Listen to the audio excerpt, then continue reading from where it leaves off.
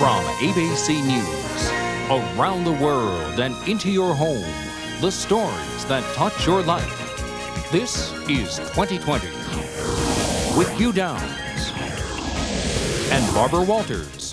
Fatty Fat Fat. America can't get enough of it, but new studies show fat's more dangerous than salt or sugar. Experts say start counting fat grams. This man did and lost 25 pounds. I was consuming somewhere between 200 and 300 grams of fat a day. And now I average somewhere between 20 and 60. Dr. Timothy Johnson shows you where to start counting. This yeast donut, for example, has 14 grams of fat. Look better, live longer, cut down on killer fat. Well, it tastes so good, but it does look gross. Fat, killer fat. How much of it do you eat? On average, each person in this country consumes 60 to 70 pounds of fat a year. But new knowledge has affected people's attitude toward fat. Evidenced, for example, by the success of McDonald's new low-fat burger called the McLean, which is selling better than expected. And the FDA is cracking down on food labels that mislead consumers about fat content. For our part, tonight, ABC News medical editor Dr. Timothy Johnson has news that may change the way you think about fat, help you keep track of how much of it you eat, and in the end, maybe save your life. This actually got cold, so I'm gonna just stick it in the microwave just a few minutes and warm it up, okay? It's a typical weekday night at the Benjamin household. The hectic schedules of parents Joan and Ben have resulted in a takeout dinner. Tonight, it's pizza, a favorite meal for sons Kellen and Adam. Good. And it's a meal that would be typical in a lot of American homes. I find Monday comes and we do kind of catch as catch can, what's in the refrigerator already, or something that's already been cooked, or something I cooked and previously had frozen. Or we'll do pizza, as we did this evening, because the kids like it. The usual daily American diet contains much of what experts worry about: salt, sugar, and fat. But evidence has confirmed that of all these, fat ranks number one in terms of danger. If you're talking about sodium, sugar, and fat, fat's got to be number one. Nutritionist Dr. Jean Goldberg says there is a good reason why we eat so much fat. Fat adds satiety. It makes us feel full. And if you look at any developing nation, as soon as they become more affluent and they can buy more, their diet becomes higher in fat. So it's sad but true. Every year, thousands of people are killed with a frying pan. Reduce your intake of high-fat fried foods and help reduce your risk. When we eat fats, they are chemically digested in the small intestine and converted into substances like cholesterol. The chemical products of fat that are not digested pass on to the large intestine, or colon. The fats and oils in foods are divided into two main groups. Animal fats, which come from red meats and dairy products, are saturated fats and thought to be dangerous. Unsaturated fats are primarily found in vegetables in liquid form. These fats, poly or monounsaturated, are thought to be less dangerous, but not as safe as some advertising would have you believe. What's more, some vegetable oils like palm and coconut are highly saturated and therefore more dangerous. Obesity expert Dr. Martin Catan. Fat is the single greatest nutritional hazard in the United States. In fact, you could take all of the herbicides and pesticides and preservatives and toxins in our food, put them in a bucket altogether, they don't even do a fraction, a tiny fraction of the damage that's done by too much fat in the diet. In fact, scientists have long agreed that fat is bad for the heart because it gets converted into cholesterol in the human body. And there have been hints that fat might be related to certain cancers. Now, two recent studies have convinced even skeptics that fat is related to colon or bowel cancer. Last year, the Nurses' Health Study, which looked at over 90,000 women, drew a lot of attention to the subject of fat and colon cancer. We found that women consuming red meat as a main dish daily had about a 2.5-fold increased risk of colon cancer compared to women who infrequently ate red meat as a main dish. The study's definition of red meat included beef, pork, and lamb. In other words, meats high in fat. The study found that the women who ate less animal fat and more chicken and fish had a much lower risk of colon or bowel cancer. In the nurses' study, about 150 women identified with diets high in saturated fat indeed developed colon cancer. 57-year-old Charlotte Nelson was one of them. I thought, that's me. I've been active in this study, and here I'm one of them that has had colon cancer, so I really felt it was definitely me in that study. Charlotte is lucky. Most of the other cancer victims in the study died, but her disease was caught early. After her diagnosis, Charlotte changed her daily diet of red meat to one which included lots of chicken, fish, and vegetables. She and her husband, Don, now eat low-fat meals. Heavenly Father, bless this food to thy glory and our good. Amen.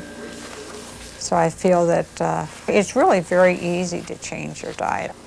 But I believe also that the public needs to be better educated, and also there needs to be more help for us out there when we go to the grocery store, so that we do have the items available that we can have that have no fat or a much lower fat content. If changing eating patterns to include healthier foods can improve your chances of fighting off cancer, the reverse is also true. Nearly 30 years ago, Mr. Ki Wong's family left Shanghai for America.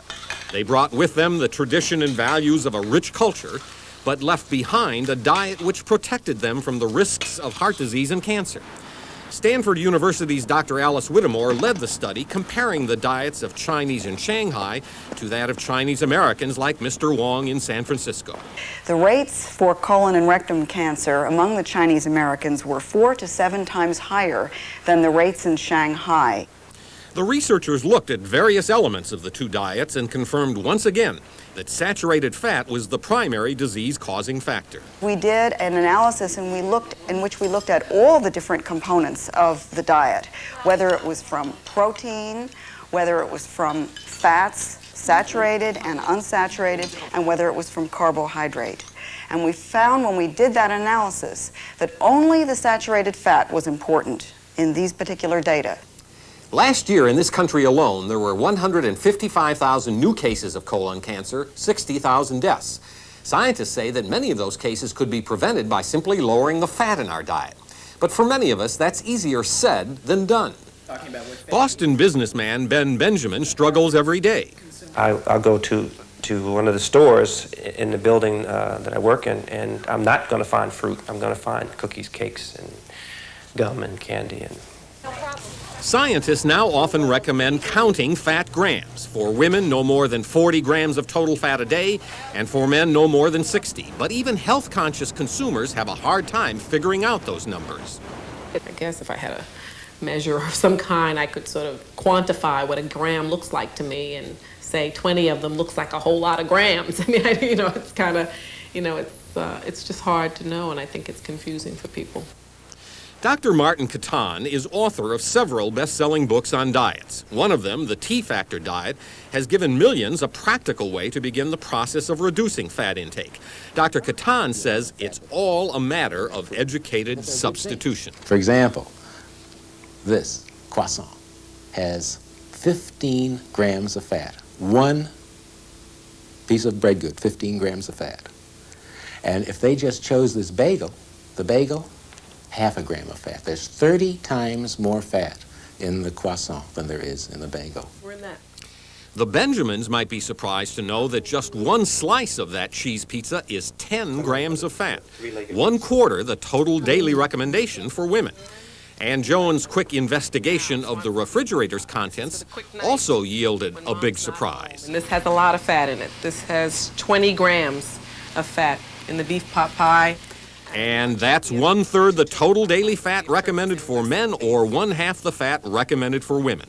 This for the quick night. This is for me. The kids and husband do not like these, and they don't say what the fat content is.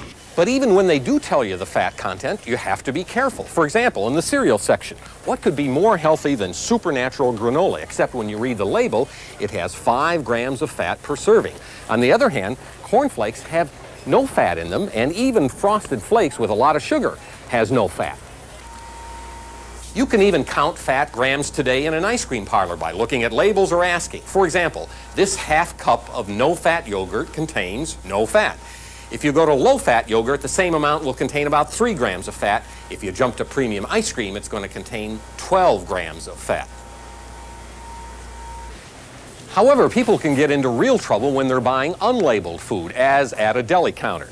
For example, a half a cup of German potato salad is 3 to 4 grams, whereas the same amount of 3 bean salad in oil can be 11 to 12 grams of fat. Finally, this warning about cholesterol-free advertising. Often the product didn't contain cholesterol in the first place, but it can still be loaded with fat. This yeast donut, for example, has 14 grams of fat. We did about 205 dinners last night. Randy Rayburn says he's proof that counting fat grams can make a difference. Rayburn, a chef and restaurant owner, has lost 25 pounds by counting. I was consuming somewhere between 200 and 300 grams of fat a day. And now I average somewhere between 20 and 60. A typical day before would have been, 3 eggs over easy, stack of cakes, 2 or 3 pieces of toast, several pieces of bacon, maybe juice. At that time, I was being healthy, Today, Rayburn's diet is mostly low-fat, a challenge because as owner of Nashville's Sunset Grill, he works around food all day. I see you again. How's everything going? Just fine, thank you. He's made it a bit easier for himself with menu items that are low in fat. You have to understand what it is your body is consuming. You are what you eat. It's so important to know that, and only by paying attention to that, knowledge is awareness. Right now, fat is 40% of the average American diet. But with growing evidence that both heart disease and some cancers are related to this overindulgence, making changes in the diet is no longer something to put off. Now, in counting fat grams on a package, that does mean per serving. Yes, all the ingredients in the label are per serving, so you've got to know the size of the serving, and some of them can be pretty small, obviously. Yeah, I would imagine. Can we live without fat? No, we have to have some fat, but we can live without animal fat, like strict vegetarians do. If you know what you're doing, you can live without animal fat. Right. Now, there's talk about, there's on the market, there are fat substitutes. Are these viable? Well, if you like the taste, that's the way to go because you do avoid the fat, or at least it's very low amounts of fat. However, they can be high in calories, so you still have to count calories. Right, but you avoid the animal fat that way. Right. Now, what about a possible link between fat and breast cancer? We've heard about that. I think the only honest answer today is that's uncertain. People are looking at it. There are some studies underway, but unlike the link with colon cancer, which I think now is certain, it's not that way with breast cancer. Very, very good. Thank you, Tim. Well, that's 2020 for tonight. We thank you for watching. And remember, we're in touch, so you be in touch. I'm Barbara Walters. And I'm Hugh Downs. 2020 is a presentation of ABC News. More Americans get their news from ABC News than from any other source.